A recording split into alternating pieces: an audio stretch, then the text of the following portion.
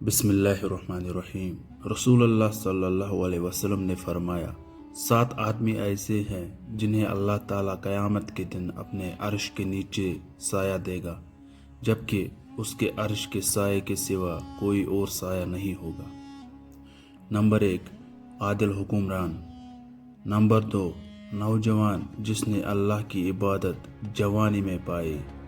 Number 3، ایسا شخص جس نے اللہ تعالیٰ کو تنہائی میں یاد کیا اور اس کی آنکھوں میں آنسو نکل پڑے۔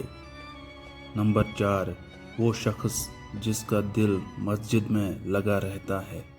نمبر 5، وہ 2 آدمی جو اللہ کے لیے محبت کرتے ہیں۔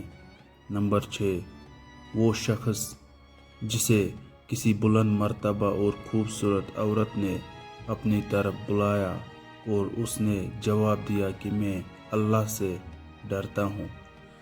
اور نمبر 8، وہ شخص جس نے اتنا پوشیدہ صدقہ کیا کہ اس کے بائیں ہاتھ کو بھی پتہ نہ چل سکا کہ دائیں ہاتھ نے کتنا اور کیا صدقہ کیا ہے۔